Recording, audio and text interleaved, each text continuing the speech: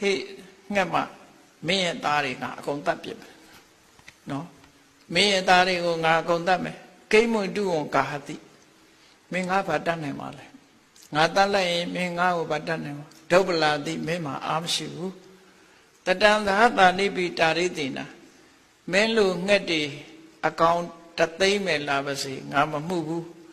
话未那巴里那巴婆的呀，好的俺起头呢，个年纪变没说比，谢谢啊难见比了，把老板呢说了嘛，阿里抽牛看来年纪不来的，抽牛虽然别用那么个武器头呢，个年纪来的，阿里嘛红阿嘛里啊，วัน呢半呢这边嘛你记，个里里的个对个米，抽牛来接么多比，วัน呢半呢记你下比了。သူကဘာလုပ်တော့ဘာပြောတော့ဆိုငှက်ဆိုတော့အန်သားပါတော့ပါလားမပါလားမသိအန်ကျိတ်တယ်ပေါ့လူတွေဆိုအန်ကျိတ်တယ်ပေါ့နော်သူက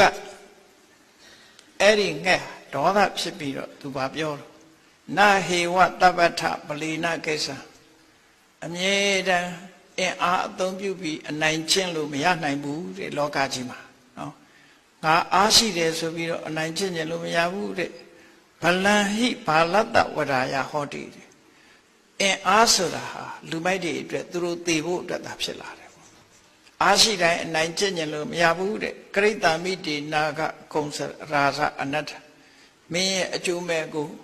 ငါလုပ်မယ်ယောမေဝတိပုဒ္ဓဂေတုရာယအားမရှိတဲ့ငါရဲ့သားပေါသားငယ်သားသမီးငယ်လေးတွေကိုမင်းတတ်ပြစ်တယ်မင်းရဲ့အကျိုးမဲ့ကိုငါလုပ်ပြမယ်ဆိုပြီးတော့အဲ့ဒီငှက်ကလေးကကျင်းဝါပြီးတော့သူကဘသူစီသွားတော့ဆိုရင်ကြီးတကောင်နဲ့မိတ်ဆွေဖွဲ့တယ်ကြီးကိုမိတ်ဆွေဖွဲ့တယ်ကြီးကိုမိတ်ဆွေဖွဲ့နောက်တစ်ခါရှင်မမိုင်းရင်ရင်ကောင်းကိုလည်းသွားပြီးတော့ရှင်မမဲရိုင်းကိုလည်းမိတ်ဆွေဖွဲ့တယ်ပြီးတော့ဖားတကောင်ကိုလည်းမိတ်ဆွေဖွဲ့တယ်မိတ်ဆွေဖွဲ့ပြီးတော့ခင်မင်းရင်းနှီးလာပြီဆိုရင်သူတို့ကမင်းဘာကူညီရမလဲတုံးနဲ့တူမေတ္တာဖြစ်လာပြီဆိုတော့ဘာကူညီရမလဲဆိုကြီးကိုသူကကူညီတောင်းတယ်ဟိုမှာစင်စိုးကြီးရှိတယ်ဒီလမ်းအမြဲသွားတယ်အဲ့တော့အခွင့်သာလို့ရှိရင်သူ့မျက်လုံးကိုနှုတ်သီးနဲ့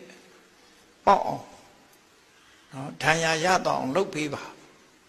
နော်ဒဏ်ရာရတော့အောင်လုပ်ပေးပါမျက်လုံးနှစ်ဖက်စလုံးဒဏ်ရာရအောင်နှုတ်သီးနဲ့ဆိတ်ပေးပါ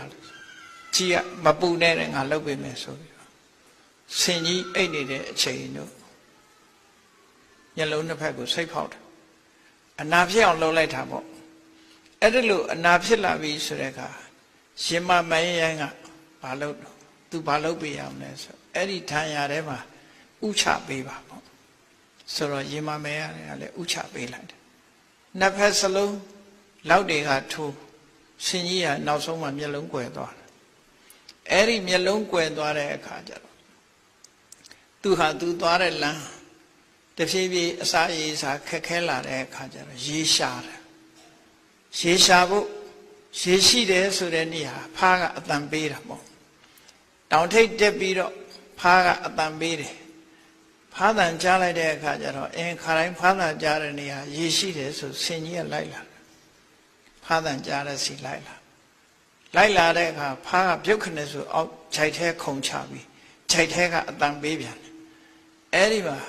ဟာရေကဒီနားမဟုတ်ဘူးဖားတန်ကဟိုဘက်ကဆိုပြီးအောက်လဲအဆင်းလိုက်ဆင်ကြီးဟာကျွန်းပြန်ကျသွားတယ်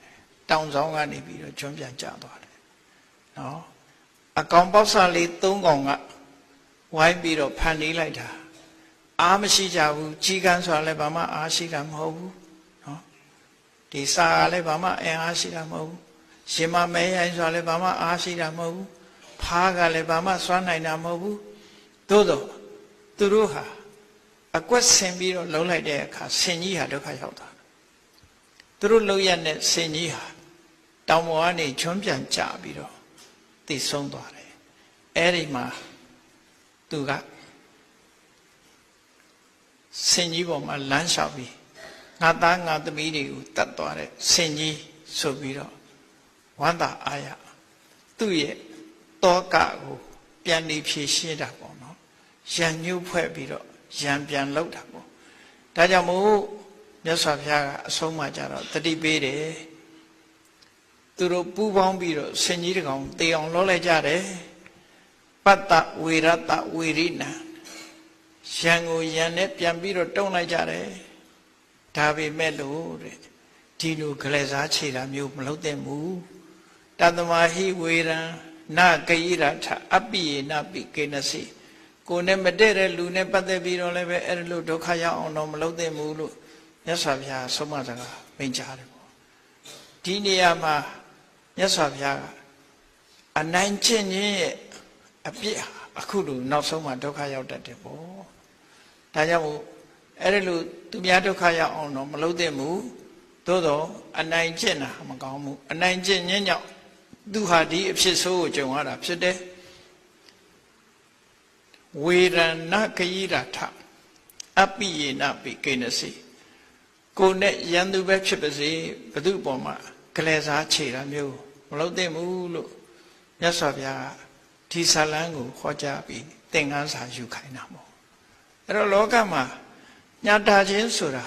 ကရုဏာတရားရဲ့သရုပ်ဖြစ်လို့အချင်းချင်းညာတာတဲ့စိတ်ဓာတ်တွေမွေး